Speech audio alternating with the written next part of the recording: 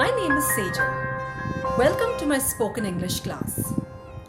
Today we are going to talk about some very common things in the English language. We are going to talk about the article the and some verb conjugation. Friends, we all know that English is not everybody's first language, but it is possible to speak English purposefully, confidently, and gracefully with just a little practice and effort. Now let us start with the basic word the. What is the? In grammar, the is an article. It is used before pronouns, nouns, point in the compass, a unique or specific event. It is also used in front of buildings, ships.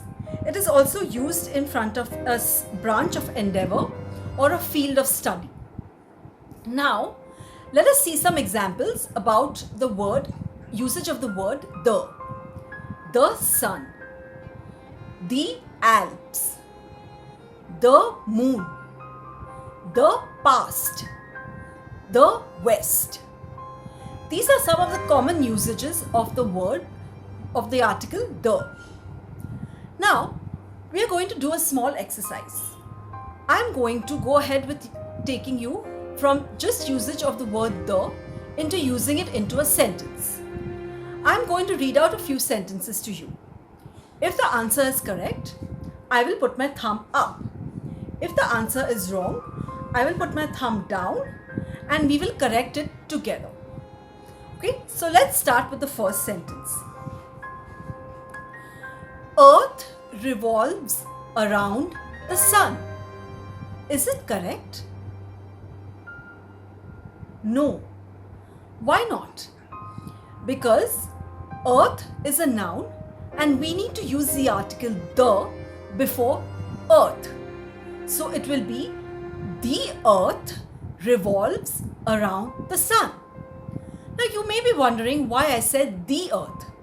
If two vowels come back to back, it is very important that we change a to e.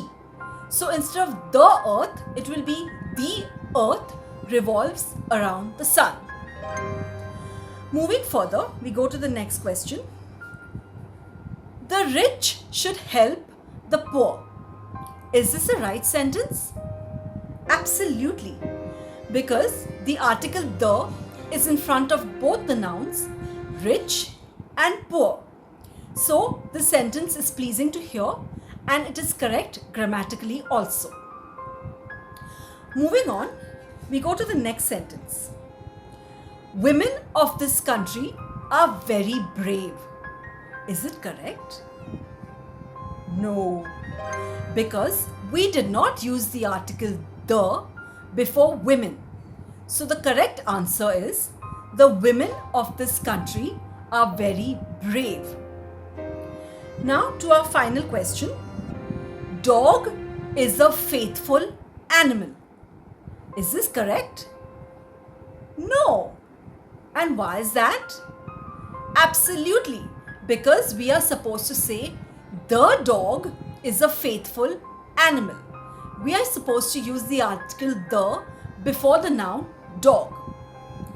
Now let us go further and look at some of the common mistakes that we make while forming sentences.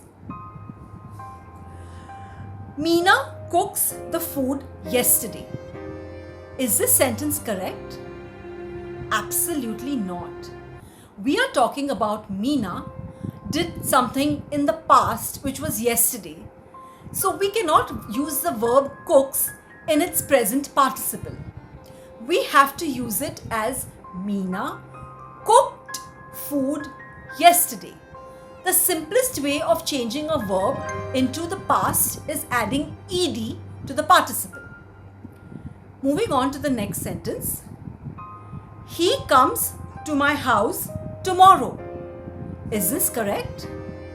Absolutely not. Tomorrow is an action which will happen in the future. We cannot use the verb in its present tense to explain what is going to happen in the future. Therefore, we have to say, he will come to my house tomorrow. we have to conjugate the verb come in the future tense. We will get into more details about it later on. Next sentence. He will visit me yesterday. Now, yesterday again is an action that happened in the past. When we go into the past, we have to use the past participle of the verb, which is comes. So, he will visit me. Visit. He visited me yesterday. So, instead of saying he visits me yesterday, we have to say he visited me yesterday. Manu and Maya are playing with their dog. Is this sentence correct? It is absolutely correct. Why? Because the tense, the grammar, the subject, the predicate are all in harmony with the sentence. So it makes the sentence pleasing to hear and grammatically correct. Now, moving on to the last sentence, we will say, English is my favorite subject. Is this sentence correct? Absolutely correct. But if we say, the books is heavy, is this sentence correct? It is absolutely not correct. In front of a singular noun, we have to use the verb in its singular tense, which is. In front of a plural noun, we have to use this verb are in its plural tense, which is are. So, when we conjugate the verbs, it is very important to know the tense of the sentence and also the singular and the plural noun that is used in the sentence. With this, we come to the end of today's session. If you have any questions, please feel free to ask.